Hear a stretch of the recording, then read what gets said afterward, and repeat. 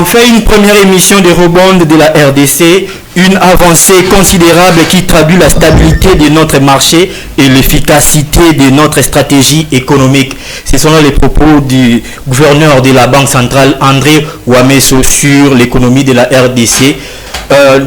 Mesdames et messieurs, très chers téléspectateurs de la radio-télévision La Vérité Équilibre, Mbote Nabino, Peboyi Malam, émission Nabino, l'élo politique, Karani Nautiko annoncé Awa, Touloubila affaire et rebond, première mission des rebonds, il y a République du Congo, puis RDC a enregistré, avancé au niveau, il y a marché international, ils ont traduit efficacité, il y a stratégie économique, il y a République démocratique du Congo. Donc on appelle juste affaire Frivao. Enfin, ils ont reproché ni la coordonnateur Chansar où il y a Frivao. Enfin, plusieurs griefs ont pesé sur lui, détournement, il y a plusieurs millions de dollars qui destinés à indemniser les victimes, il y a guerre de 6 jours, Namboka ya Kisangani. Encore une fois de plus, Mbote Nabino Boye Imalam émission Nabino, l'élo politique, émission du peuple par les peuples et pour les peuples, votre émission. Pour analyser le sujet au Mibale, Bandeko Balandi, na recevoir 3 invités de marque na plateau na Lelo, Nazali Bongo na Daniel Lumumba Bongole, Azali analyste politique indépendant, Daniel Lumumba Mbote na Ope Boye Imalam na Lelo politique. Mbote Ndegozius, Mbote na ba co-débatteur na sur le plateau.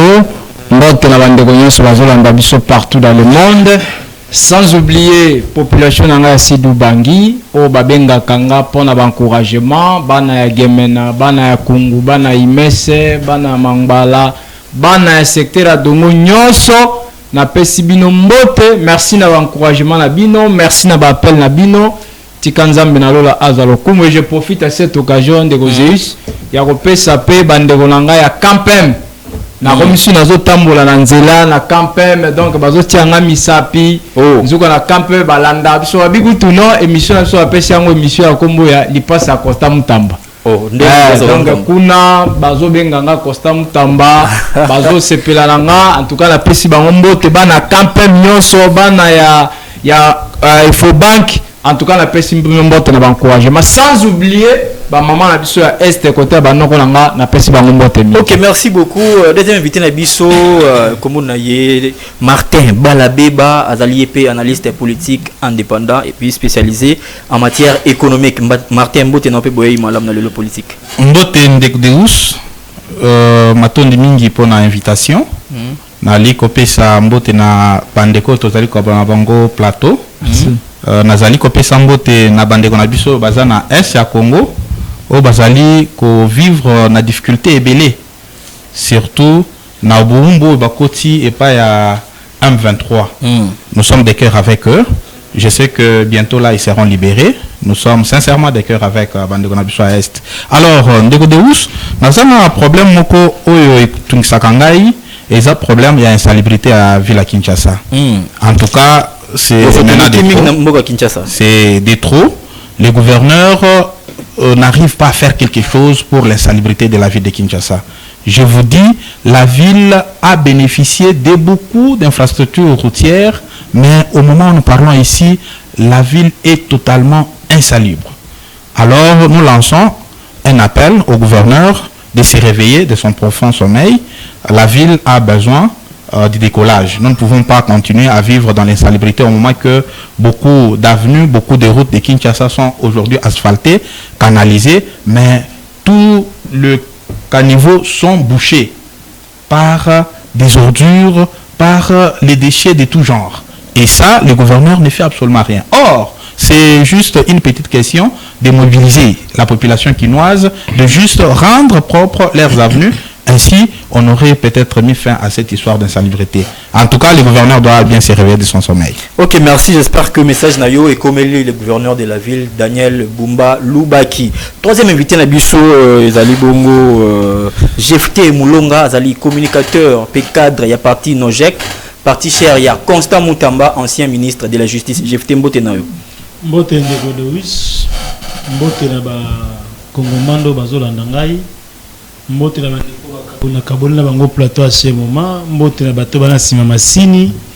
Na profiter de cette occasion ya ko saluer au effort le maître Constant Moutamba Tongonga vous allez incarcérer si siko na ba condition malamu te na ba condition malamu te vous allez toujours la souffrance yango à ce moment toujours ba que demande le peuple a senga nini peuple a senga libération à maître Constant Mutamba mokonzi mboka lobaki eyokani peuple babaki merci na mokonzi mboka par rapport eyokani jusqu'à ce moment tozomona réaction te ya makambo mokonzi mboka lobaki eyokani il avait besoin que ba peuple na posa ba mobayoka ba mona Constant Mutamba libanda ba mona libération à maître Constant Mutamba et gozelo ka malamu parce que peuple a sengi ni peuple a sengi kaka libération il y a maître Constant Mutamba toujours bandeko Deus va prononcer un verdict au nom du peuple mais peuple ango va prononcer un verdict au nom ya bango peuple ango balobi biso na posa ya moto benga ki moyibi bo pesa biso ye donc eza eloko yo mutuya faut ba répondre peuple ba pesa peuple maître Constant Mutamba. OK, merci beaucoup Jefté Moulonga. Sans plus tarder toko ta première thématique na biso tolobela lever des fonds au gouvernement et République du Congo à réussir au babengi Eurobond mini gouverneur et banque centrale a bizali tellement historique.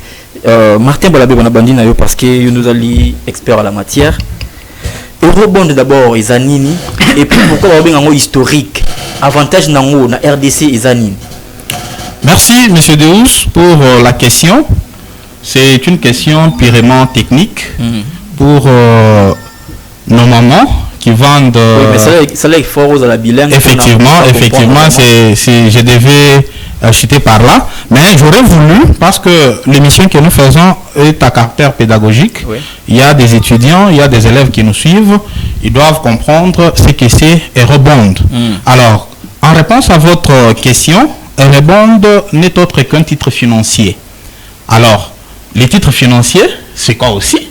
Les titres financiers n'est autre qu'un document émis par un gouvernement, par un privé pour solliciter un crédit ou acheter un titre sur le marché. Je vais m'expliquer. Alors, pour ce qui est de notre cas, Eurobond, c'est un prêt. C'est un crédit que l'État congolais a contracté sur le marché financier international. Alors, beaucoup de pays africains bénéficiaient déjà de ces titres financiers. Ce qui a fait que beaucoup de pays développent leur structure, leur économie, développent l'industrie, développent beaucoup de choses. Alors nous étions en retard, c'est pour cela que vous verrez aujourd'hui, nos politiques parlent d'un prêt historique. Parce que la RDC était vraiment insolvable, on ne répondait pas aux critères sur le marché financier international afin de bénéficier d'un crédit. Alors c'est grâce aux efforts du gouvernement en place, c'est grâce à la vision du chef de l'État que l'économie congolaise a retrouvé ses crédibilités sur le plan international. C'est ainsi que quand le gouvernement a émis un titre, a sollicité un crédit sur le marché international, c'est une parenthèse que j'ouvre, sur le marché international, il n'y a pas que des États, il y a aussi le détenteur des capitaux des privés, des particuliers. Il y a des multinationales qui sont sur le marché international pour émettre des titres. Comme je l'ai dit au début, les titres, ce n'est pas seulement un prêt, ça peut aussi être une action, c'est-à-dire une société multinationale, une société quelconque qui veut vendre ses actions, elle part sur ces marchés-là. Elle dit, je vends mes actions à la hauteur d'autant de millions, à la hauteur d'autant de milliards. Alors, les gens à capacité de financement doivent venir acheter ces actions-là et ils deviennent copropriétaires de la société, qu'elle soit une société nationale ou une société internationale. Alors, nous aussi, quand nous sommes arrivés sur le marché international, avec la puissance économique que nous présentons actuellement, en tout cas, le bailleur de fonds n'ont pas hésité de lever pour la RDC une somme d'1,250 milliard. Alors, le bailleur de fonds ne vont pas nous laisser seuls affecter cet argent-là. Il y a des commissions qui sont derrière nous pour voir si et seulement si l'argent que nous avons reçu sera affecté à des projets jugés prioritaires, à des projets de développement. C'est pour cela, vous verrez aujourd'hui, le ministre des Finances le gouvernement d'une manière générale reçoit les visites des responsables des institutions de Bretton Woods. Donc vous verrez d'une part les responsables des FMI, d'autre part les responsables de la Banque de développement, communément appelée Banque mondiale. Ils viennent, c'est pour avoir des séances de travail afin de voir comment cet argent-là sera affecté. Et pour ce qui est de notre cas, l'argent sera affecté dans la construction des routes, dans la construction de centrales hydro-énergétiques. C'est là où on va en un premier temps affecter. Alors, comme je vous ai bien parlé au début, pour arriver à bénéficier de cet argent, on nous évalue. Comme vous aujourd'hui, cher Deus, quand vous passez dans une banque commerciale pour solliciter un crédit, la banque doit étudier votre capacité de remboursement. On va voir ce que vous gagnez par mois, on va voir votre patrimoine immobilier. Quand on évalue, après, on va vous octroyer les crédits à la hauteur, par exemple, de $100 000, $10 000, ainsi de suite. Il est de même pour la RDC. On nous a évalué, notre économie, on a trouvé que non, l'économie congolaise a atteint une certaine maturité, ainsi donc on peut leur donner une somme à la hauteur d'1,250 milliard. Alors, pour nous zali na maîtrise ya lokota et à français, tozali kolobete eurobond ezali nyongo oyo état congolais asengi na marché international. Alors nyongo wana tozu yango ezali pona ko futa ba fonctionnaire te ezali pona président de la république a futa billet ya voyage na été ezali po ete to affecté mbongo wana na ba projet ezali prioritaire projet à développement ndakisa bamboka ya Afrique net Sénégal Côte d'Ivoire ba bénéficier déjà na bambongo wana. C'est pour cela tango zali kokoma na Sénégal okuta ba métro okuta ba infrastructure moderne ezali nde crédibilité ya bamboko wana ya monde banda ko salete ba zombongo lelo toza na esengo parce que RDC ekotipé na marché wana tozali crédible ba évaluer biso ba monete tozali na capacité ya kozongisa mbongo oyo tokodefa. C'est pourquoi ba pesi biso mbongo ceux qui to rembourser sans pour autant rencontrer des problèmes tokepe kozwambongo mususu wana RDC na banziete ceux qui ba autorité na biso bazali na bonne volonté donc atteindre un certain niveau et à développement. Merci. Martin Balabeba kasi ba congolais mingi baza kotuna question parce que toyebi comment na mboka na biso mbongo ezalaka gérer toza un problème à gestion ya mbongo. Exemple il y a affaire Friva oyebi comment va détourner ça mingi. Est-ce que crainte il y a détournement exacté dans bon auto zui parce qu'ils a crédit tout ça avec intérêt un jour. Est-ce que crainte ils a été détourner ba bon lelo ce crainte ils a été comment tout ça pour na bon on les a détourné et ça la misala ndenge sengeli ba et financer ba projet nyonso ndenge ba présenter kango na ba bailleur de fonds. Exactement ndenge na oti koloba ezali na ba commission il y a institution de Bretton Woods o ezali simana biso ezali ko monitorer affectation ya mbongo otozui pour être ba dérapage ezalate. On est congolais, nous savons comment nous nous comportons. En tout cas si on laisse cet argent là, si on laisse un seul congolais gérer ces milliards là, en tout cas on ne verra rien sur terrain. C'est ainsi que les institutions de Bretton Woods, connaissant les comportements des Africains, connaissant les comportements des Congolais, baluite, topesi binombo ya solo kasi bokosala binomo côté. Tozali na batu ya biso oyo bakobanda ko évaluer misala ndenge ezali koleka de façon que ba dérapage ezalate. Donc na banziete suivi il y a institution de Bretton Woods et ko salete dérapage ezalate. Est-ce que vous avez la gestion coordonnée entre les autorités congolaises na ba peut-être il y a Banque mondiale ou bien OK, batu ya Banque mondiale bakoya ko évaluer évolution à projet. Par exemple, avant de bénéficier na mbongo wana, to bandaki nano ko présenter ba projet ya développement. Bango pe ba évaluer ba yango ba monete ya solo RDC lobby et lo kwa malonga to ko pesa bango mbongo po ete ba yeba na ko développer mboka na bango. Alors mbongo ekoti bango pe bakoya après un moment pour ba évaluer vous avez déjà dépensé l'argent à la hauteur d'un demi-milliard. Qu'est-ce que vous avez fait? Donc voilà, on a affecté dans la construction des routes Mokali, on a affecté dans la construction des routes, je ne sais pas moi, donc à Kabé Kamonga, on a peut-être construit un hôpital, telle place, telle autre place, et quand on évalue, on trouve que non, l'affectation est rationnelle. C'est à ce moment-là que prochainement, ceux qui sont aussi ici, Nyongo Oyo, parce que pour votre information, je ne sais pas, vous êtes déjà informé, les codes miniers qui nous a été légué par Kabila, c'est parmi les éléments qui font que l'économie Nabiso est à la makasi. Parce qu'aujourd'hui, les produits miniers, ils allaient profiter na Bakongomani. C'est pourquoi l'économie Nabiso est comme makasi. De ce côté-là, coup de chapeau à lui, parce que tout chez Kabila n'est pas mauvais. Je suis aujourd'hui analyste, je dois être neutre et présenter les choses telles qu'elles se présentent. Alors, Ezali, code minier, il s'agit que l'économie Nabiso est à santé moroboé. Alors, bailleur de fonds, évaluer capacité de remboursement, RDC et atteindre une certaine maturité. Alors, souci nangai ezali affectation est à la rationnelle de façon que tous les sous pour tonga boka nabiso boka et liboso. Ok, merci beaucoup Martin Balabé pour l'éclairage au Pesiba Kongomani par rapport à Eurobond au RDC a enregistré une première et historique pour la République démocratique du Congo. Jefte Moulonga, point de vue Noézanine par rapport à l'affaire Eurobond au RDC a débloqué plus de 1 milliard de dollars pour financer le projet de développement en RDC. Merci beaucoup Ndeko Deus. J'ai aimé la science que le co-débatteur nous a donné. Il nous a placé vraiment la science.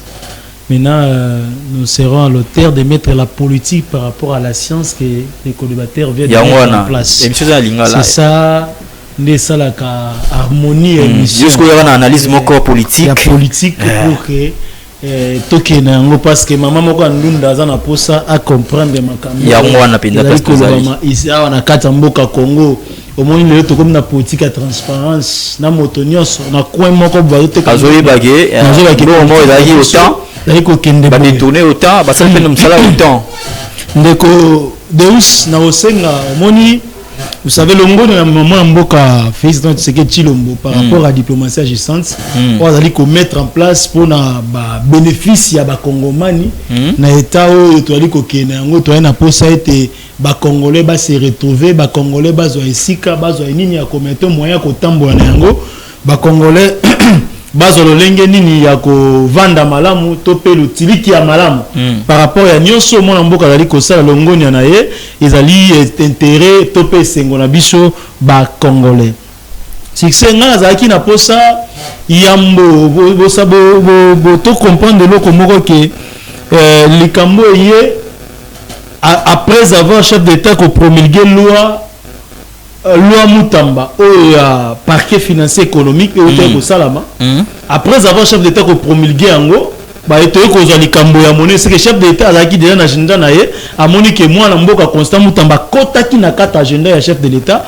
pour na ko pesa malakisi ete lobby to na poser ya transparence financière moko o ya malamu ele kana kata mboka na biso traçabilité ya malamu oyo bato nyonso bakobanda komona lolenge nini ya kosala mosolo ya l'état lolenge nini ya kotambusa mboka oyebi mboka etambolaka malamu soki ete babato yi komona traçabilité moko ya malamu na kote ya mosolo ezali kosalama lelo na mboka na biso ezali kopesa biso bobangi mingi ezali kopesa so bobangi mingi ezali ete mosolo ya l'état ezali mingi na mabenga ya ba politique ba politique ke na mabenga ke na misala ya l'état donc mosolo ya l'état mingi na mabenga ba politique mokomona misala ya l'état mosolo ngo ezali komona te kasi mosolo de débloquer il y a plus d'1 milliard de dollars ceux qui commis awa to girango ndenge nini kasi yango to suna mabenga ba politique kasi ça la misala yango to ali kolobati yango to ali kolobati to kobanga biso yaki na tina nani wana botina tina wana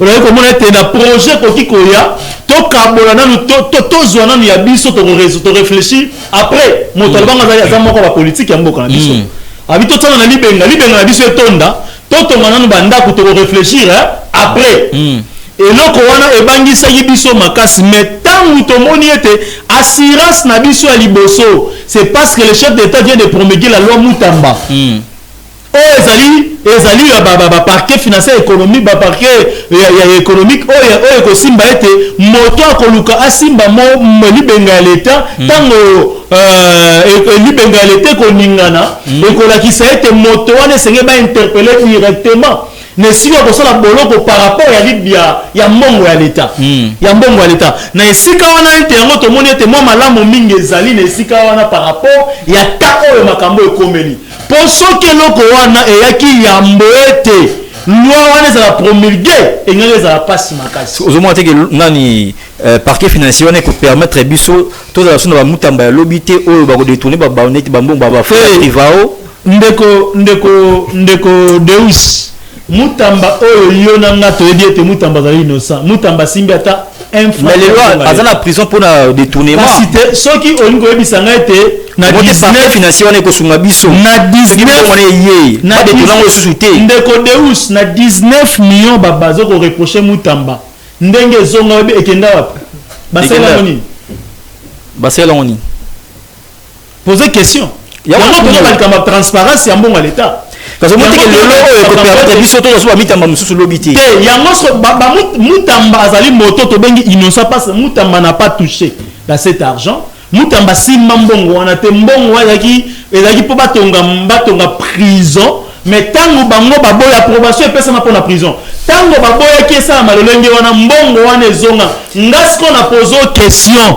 en état journaliste oyebisa biso parce que oza journaliste investigation oyebisa biso quelles sont les investigations au mettre à la place pour que mbongo wana ekenda wapi malheureusement ngani na poser ba question yo pesa ngba réponse na esika yango to bite toli ko banga ete par rapport ya moto iko tanga mutamba atusha ata eloko moko te libenga l'état atusha ata $2 ote mais mbongo wana o ezaki babongisa ki pona kotonga prison oyo bongisa pona kotonga prison mais mbongo ozonga na eurobond aspect moto wana mutamba to la deuxième thématique yango wana o parce que place tozonga par rapport ya commettre na bande ko loba ete on a besoin de remettre une politique, il y a transparence, il y a traçabilité, il y a dépenses, il y a bien public. Traçabilité, on a foyer bana. Au tombeau la macroéconomique qui est en Bokanabiso, ils a par rapport à ce que mbongo tango yé et que ba été ndeko tu ko citer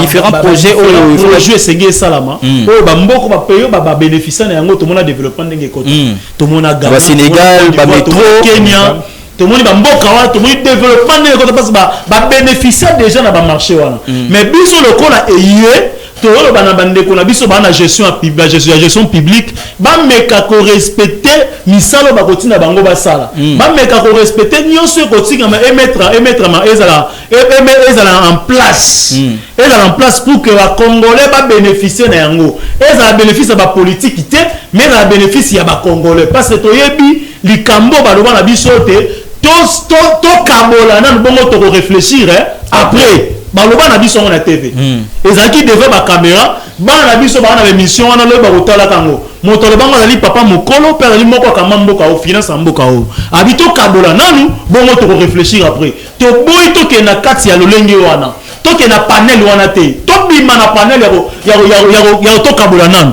to kota na panel ya nini ya faisabilité oyo ko sala ete lobby etombola kita ya mboka etombola développement na kata mboka na biso. OK, merci beaucoup GFT Moulonga pour l'analyse na yo très pertinente.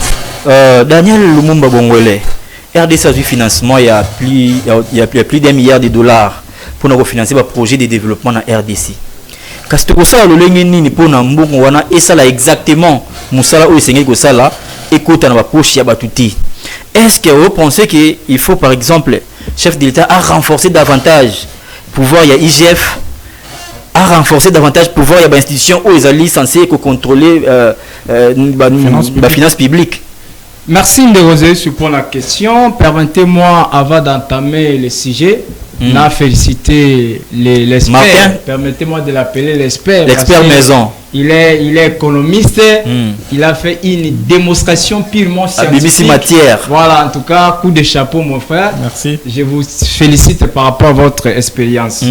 Alors, na yoki ba déclaration à co-débatteur nanga, mon ami que j'aime bien. Mais écoutez, tu évites ba raccordement frauduleux. Mon ami me dit que non. Vous pensez que j'ai fait ça dans le raccordement frauduleux? C'est frauduleuse. Alors, que loi Oyo, disons, Banyongo RDC Azui, et ça grâce à la loi à Costa Mutambo. Alors, loi grâce à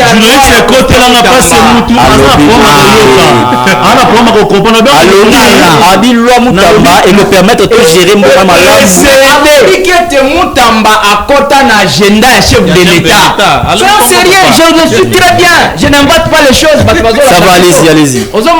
Alors que grâce à la loi ya Mutamba, il y a un chef de l'État, il y a Kota na agenda, c'est-à-dire Mutamba Kota na makanisa chef de l'État, il y a un permettre que non, les locaux mbongo ya. Mais écoutez, mbongo ikotama, mbongo anyungo.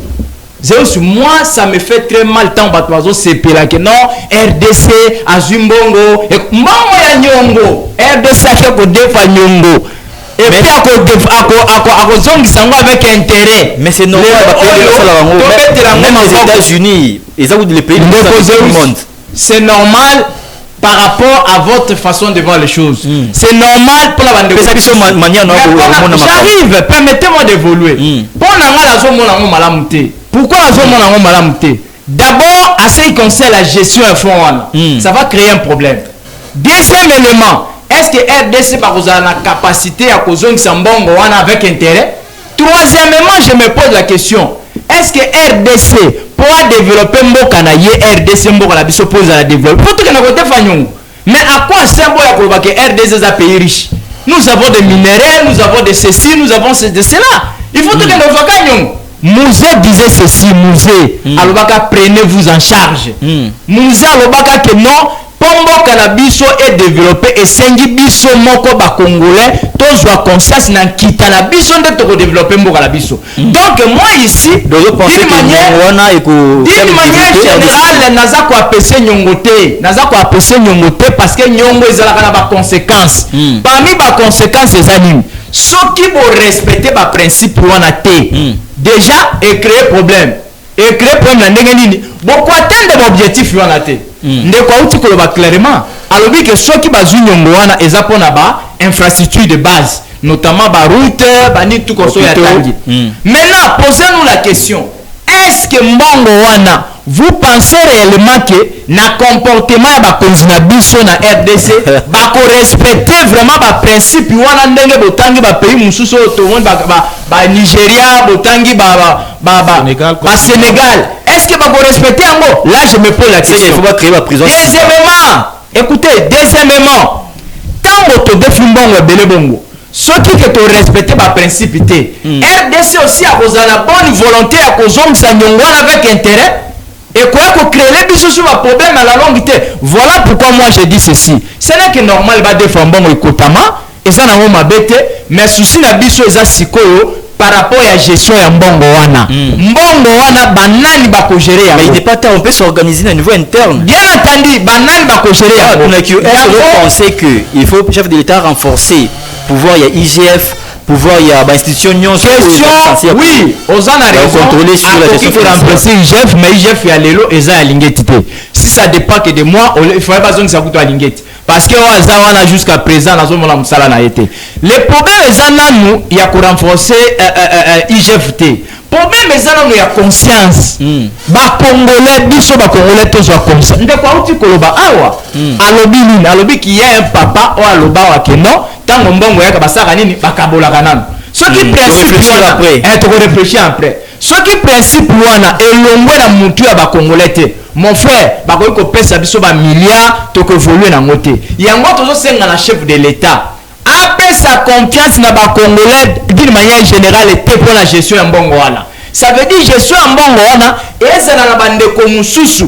Oh déjà bazan expérience ya bamboko évolua ba associé pe bango de façon que ba projet la biso ke na liboso parce que ceux qui on pour ça RDC a joué expert et oui a joué expert mususu expert étranger a joué expert mususu étranger ou congolais au bazar l'étranger ba ebi musala au bazar la crédibilité au bazar honnête au bazar loyal au bazar na ba comportement ya bien au bazar déjà misala et monana parce que ceux qui a joué bato ya malamu te mon frère ami mbongo la ba ko kabola ngo lisusu. conséquence projet na kozala atteinte. Voilà pourquoi to sengi na chef de l'État quant à la gestion ya mbongo wana Congolais nyonso amona ke no mbongo oyo kotaki esali misala bo notamment net nazomona pa na na campagne kuna nzela za mabe entrée ya campagne za mabe entrée ya nini ya Infobank za mabe.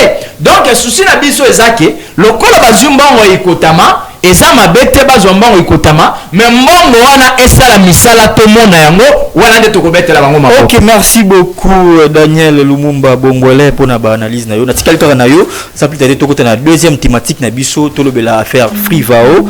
Le coordonnateur Chansar Bolukola, ancien coordonnateur de Frivao, est poursuivi devant la cour d'appel de Kinshasa-Gombe pour détournement de plusieurs millions de dollars destinés aux victimes de la guerre de 6 jours à Kisangani. Il lui est reproché d'avoir attribué de manière opaque des marchés publics à des sociétés soupçonnées d'être fictives et d'autres établissements publics. Il y a notamment, selon le ministère public, il a notamment, selon le ministère public, détourné au préjudice du Frivao près de 15 millions de dollars près de 15 millions de dollars par transfert au profit de la société Congo Énergie, 4 millions de dollars par transfert bancaire au profit de l'ICCN.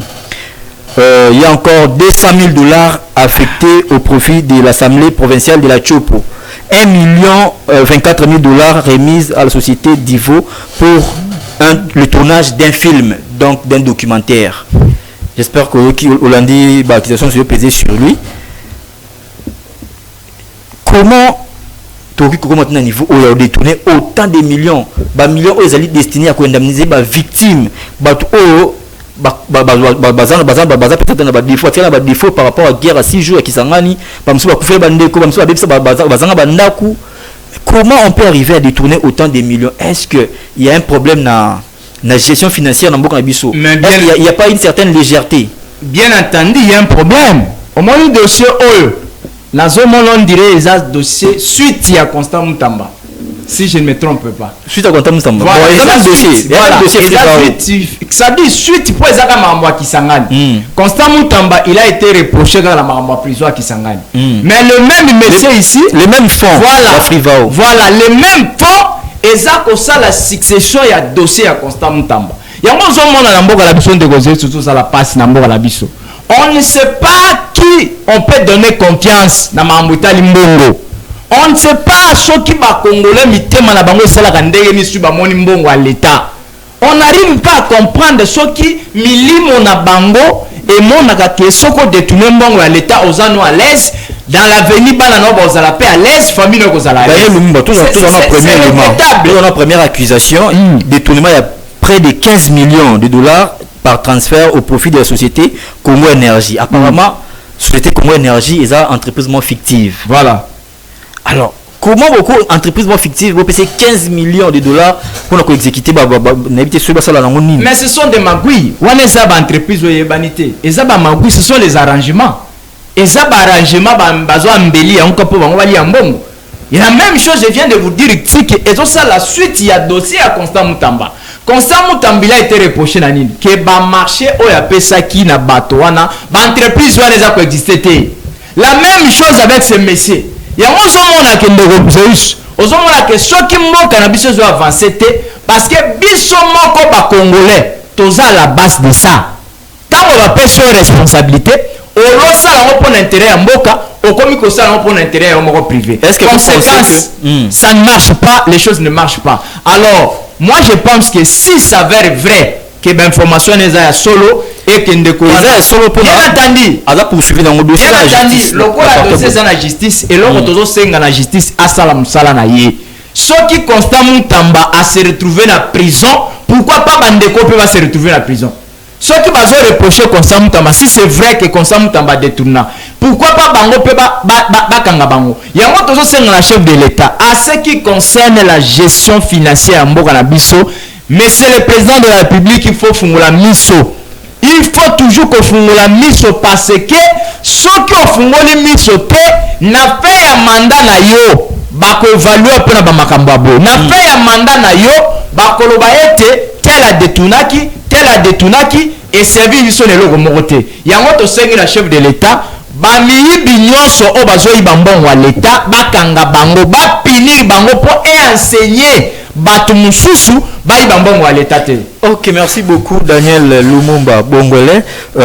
Jefté Moulonga, toi qui est un deuxième élément, près de 4 millions de dollars par transfert bancaire au coordonnateur Chansar à Tinaki na ICSN.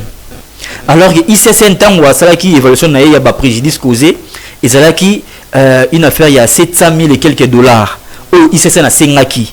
Mais comment victime au ezali ICSN a sengi 700 000 dollars il y a kofuta nini ba préjudice causé, mais coordonnateur il y a Frivao Chansar a foutu ICSN 4 millions de dollars. Comment expliquer? Merci beaucoup, Deus. Je pense, quand vous nous posez la question par rapport à comment expliquer, vous en réponse au parce que c'est Jean Chansard qui va assumer cette réponse. Ce n'est pas ni à moi ni à mes co-débatteurs de répondre à cette question. Moi, par rapport, j'avais voulu... Parce que faciliter à l'élément à Liboso par rapport au bagui ensemble... Provincial à Chopo. Provincial à Chopo. J'ai un document où même députés nationaux signé qui par rapport à retrait il y a Makambo. Député provincial à Chopo. Députés nationaux il y a Ngambo. Eli à Chopo. Parce que chaque restriction. Mais eux sont concernés à l'Assemblée provinciale. Par rapport, tant que ça a démarche est à un niveau national, ce n'est pas au niveau provincial.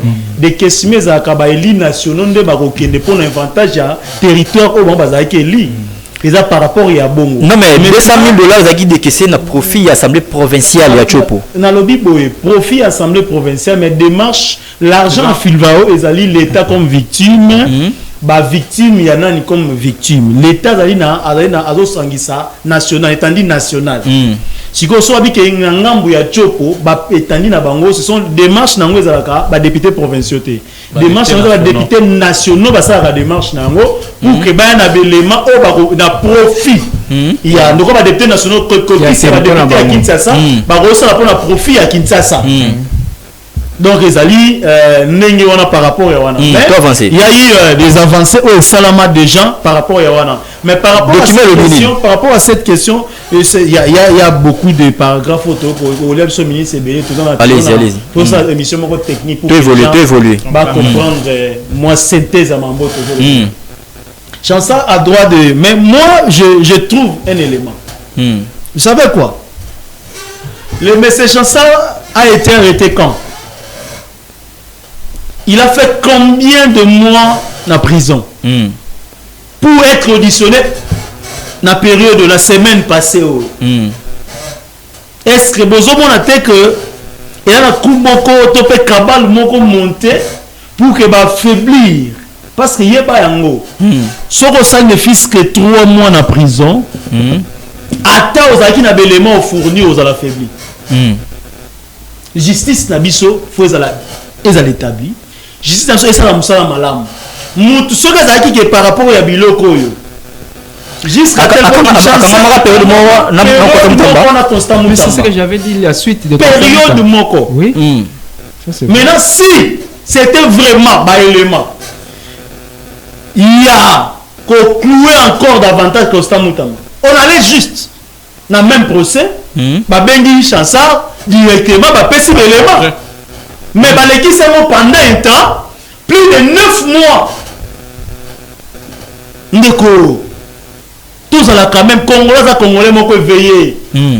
Si quoi l'élément de différence Moussous. Procès à mettre Constant Moutamba. Baboya collègue Samo même na RTNC. Mais c'est obligatoire. Non, c'est l'élément de différence. C'est obligatoire. Tu as bien l'élément de différence. Ah, ok. Dans ça, il y a un élément de différence. C'est ça. Il y a même Constant Moutamba, il était reproché à 19 millions.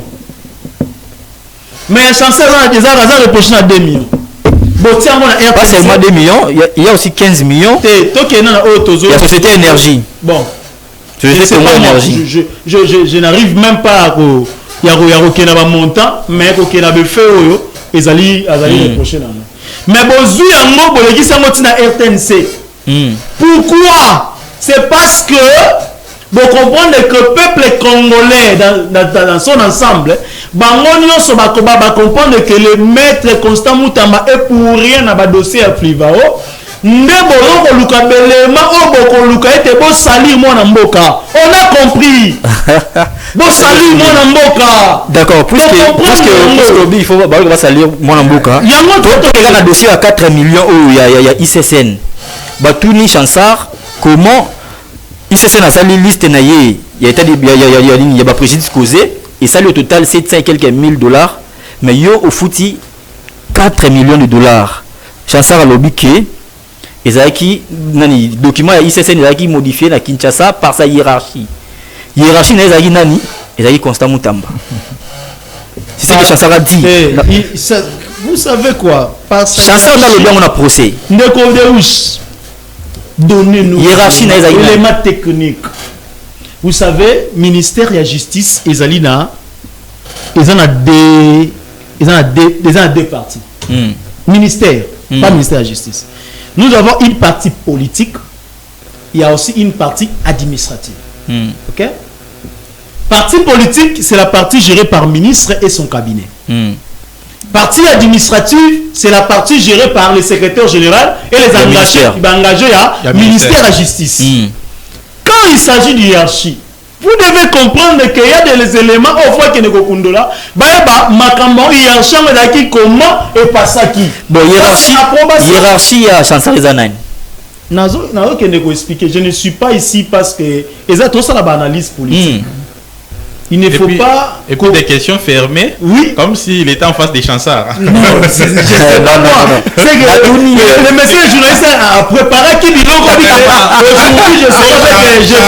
sais non je suis un animal politique mais c'est esa question répondre après ça va bien c'est la réponse exacte au sera l'état réponse ezali on peut sur ma réponse ezali si quand ngai na temps oyo na lobela ba makambo ozo comprendre que le temps au tozali comment qui t'asuka ça j'ai 2 minutes bazo linga été ba salir la réputation à moi na mboka parce que ba peuple bazo c'est la réponse ya eyokani le col la possibilité bazo mona te que comment ba ko satisfaire peuple o bazo c'est la eyokani ya moto na bango eloko o ko salir moi na mboka population mo se comprendre. OK, merci beaucoup. Population me comprendre. Longa procès aux allez pour salir davantage image il y a Constant Mutamba. Martin Balabeba. Tout ça un dossier à Chansard, coordonnateur il y a Frivao. A financer société niveau. À la hauteur il y a d'abord il fallait financer 1 million ce combien 1 million 200 000 juste pour un tournage il y a documentaire. Un documentaire à 1 heure du temps, est-ce que ça valait la peine de foutre plus d'1 million de dollars? Merci, Deus. Et ça genre de documentaire, il peut valoir 1 million de dollars. Et ça, suite logique, il y a légèreté. Oyo, finance publique en Bokanabiso, ils allaient gérer Nango. Alors, ils allaient participer Mawa.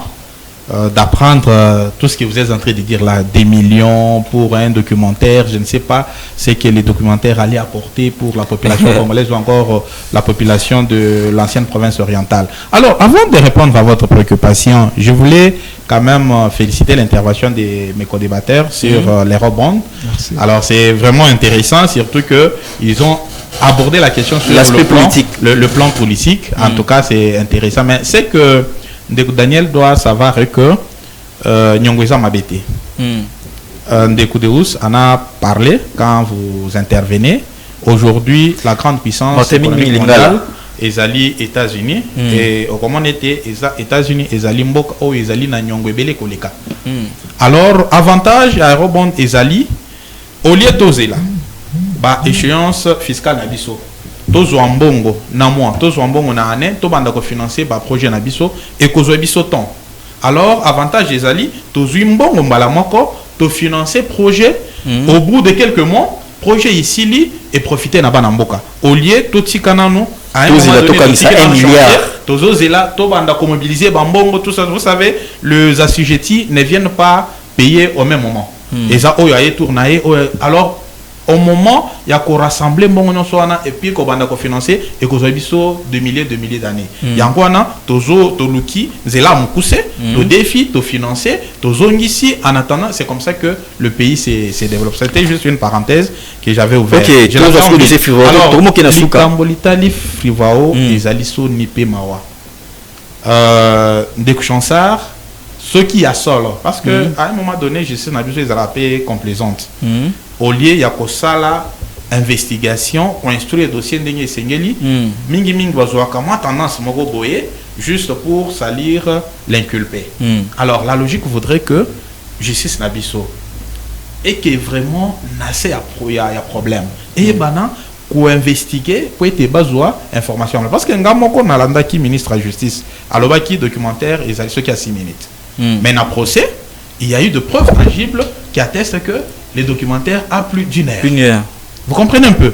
Donc c'est pour prouver que à un moment donné, il y a beaucoup plus de sentiments. Il y a beaucoup plus une volonté de nuire. L'objectivité. Il y a la volonté de nuire. C'est pour cela que je préfère à ce que je sais Nabiso la mingi indépendante. Quand il y a un dossier, balande la dossier en gondenge sengeli, wana toko comme la vérité. Oyo bazo sala ezaka chantage ya pamba surtout ba montant wana je me réserve de commenter sur le montant. Alors justice na biso ezana ba défaut ebelé. Je ne sais pas, ça c'est une parenthèse encore que j'ouvre. Vous avez vu un document là sur l'ordre de mission, il y a Conseil supérieur de la magistrature. Atondisi mukanda naban naina basinae. Comprenez? C'est vraiment la légèreté avec laquelle notre pays est géré. Alors pour Nalikambu, il y a Frivao. Et pour moi, il faut encore réinstruire le dossier. Est-ce que c'est important? Les magistrats ont déjà une tendance. Les magistrats ont déjà une tendance. Et si vous suivez de près, le même somme d'argent ont été gérés par Madame Mutombo. Et puis, selon certaines indiscrétions, il y a des moutons, il y a quand même rebellé. Mais ils ne peuvent pas dire ça. Il y a une partie d'argent. J'ai peur que je sois interpellé. Le responsable, les hauts responsables de la magistrature, je peux m'amiquer. Il y a beaucoup de choses. Alors, Ndeko Chansard, je pense que l'immaturité, moi, jeune Abani Makambu, on l'a embrouillé, c'est ainsi que Akwena Likambu. Le grand dinosaure, son derrière dossier, il y a un catalyseur. Bon, avant de se séparer, est-ce que c'était important? Toi, il y a un circuit, il y a gestion financière, il y a beaucoup de toi, le ministère de la Finance, ministère du Budget, Banque centrale. Est-ce que c'était important de créer sous structure moi où gérer fonds aux destinés à indemniser les victimes? Non. Non. Pourquoi? Parce que et surtout que besoin agir dans la liberté, dans l'indépendance. Na ebandeli à propos nanga na banda kolobete nyonso ezali retomber, il y a légèreté, il y a gestion, il y a finance publique en boka. Yangwana bomoni jeune Chansard azaki na mbongo ebele azali ko gérer na ndenge na ye et voilà les retombées. Or la logique voudrait que quand Ouganda paye, que l'argent passe directement dans les sous-comptes Frivao, dans le trésor public. Et là, la chaîne des dépenses est connue. Ça doit passer par le ministère des Budgets, Finances, Banque centrale. Et là, il y a la traçabilité. Mais Oyo, Bazuimbongo Ebele, Bapesi structure moko privée. Ils allaient gérer structure, ils allaient régir seulement par une ordonnance présidentielle. Et puis, Bazo gérer Bambongo Ebele avec beaucoup de légèreté. Et aujourd'hui, voilà les résultats. Ok, merci beaucoup. Merci beaucoup, Martin Balabeba. Déjà, la justice est vraiment en Asuka. Il y a émission de Misso. Il y a Mokolo Alelo. Avant de se séparer, Toko Tana, la dernière rubrique carton du jour. Carton du jour, Tobandi na Daniel Lumumba Bongwele. Carton du jour, Noeza Nini, ou Pesi Nani, Pe Pona Nini. Ok, merci très rapidement. Carton du jour, na pesi rouge. Na pesi rouge. Na pesi carton rouge na ndeko langa Lucien Mboussa. Ministre Équateur na province nanga na Sidou Banyasali le remonté. Vraiment, il semblerait-il qu'il y a des informations qui circulent. Ministre tout consort. Mais Azam ministre. Mais bientôt remaniement. Babiku tu bato lelo makasunyo sur la bazan de pas chef coutumier. Il y a la longévité. Bato ba comme Kabila tu la ministre. Na pesi carton rouge vraiment de kolanga kulutu nanga la linga kwa mingi permanent. Pe Pemanal parce que na Sidou Bangi Kunelo Moko Ezate. Ndeko Nangaja Lucien Boussa école primaire, ni l'université, ni l'hôpital. Aza ministre national. Aza ministre national, Toboite, mais avant tout, intérêt à Mboka na yo. Bandeko mingi bayaka awa ba étranger bayaka a bayako zambongo ba otunga na bamoka na bango. Ministre plus de 10 ans. Mais le Congo la Sidou Bangezate. Merci. Après maintenant na PC carton rouge ndeko langa pe mananu ba jeune bazali ba tonsu baya to bongisa Sidou Bangi. OK, merci beaucoup. Jefte Mulonga, carton du jour au PC na mokolo lelo, au PC na nani pe pona nini. Un PC carton vert. Na Christian Matata Maku, maître adjoint et à commune en Sélé, na sécurité na ngam en Sélé, batu bazo pese merci. Na kimia na ngam en Sélé, reposer ba acte malamu, balobi na ngam pe a grand bandundu, yé a mobiliser qui makasi na ko chef de l'État. Christian Matata Montréal, Christian Matata carton vert. Azui carton vert, Christian Matata Maku. Le bourgmestre et à commune adjoint à commune scellé bourgmestre adjoint Christian Matata azui déjà carton vert on a déjà makambo il y a malam pona ye. OK, merci beaucoup Jefte Mulonga pona carton na yo. Martin Balabeba, carton du jour no pesi mokolo lelo pe na nani. En tout cas carton rouge na pesi carton rouge na pesi ndeko Kabund. Oh, Atika Bilobela. Jean-Marc Kaboun. Université, Kotikalaka Université. Il ne peut pas prendre le courage à Obanda critiquer construction à université. Or, l'éducation est la base de tout développement. Vraiment. Atika Bilobela. Carton rouge pour Jean-Marc Kaboun. Atongaba Université Congo Mobimba. Ça va vraiment nous aider. Parce qu'il y a le fait que Batongi Université na place peut-être Batonga Wenze Tonini. Université,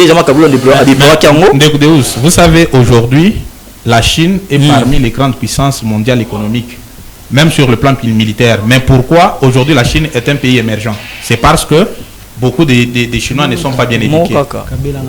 Ils ne sont pas bien éduqués. OK, merci beaucoup, Bandeko Balandi. On a un carton T pour aller lelo. Dans la carton T, to comme na suka ya mission na biso, to lobeli bongo affaire Frivao oyo to moni le commentaire Chansa aza devant la justice, par rapport à ils ont pesé sur ses épaules, accusation belée, il y a millions de dollars où ils ont détourné bongo na niveau il y a Frivao, tout le BP bongo et rebond où RDC a enregistré une entrée historique na niveau il y a fonds mondial où RDC a débloqué plus d'1 milliard de dollars pour financer projet de développement na République démocratique du Congo. Tolandi bongo analyse il y a Martin Balabeba, analyse il y a Jefte Mulonga pe analyse il y a Daniel Lumumba Bongwele. On est au commune Souka et mission Abisso. Merci Nandenge Bolandi Bisso. Toujours rendez-vous vendredi prochain à la même heure sur la même chaîne. Entre-temps, Tolanda rediffusion à 22h juste. Au revoir. Au revoir. Merci. Martin Balabeba.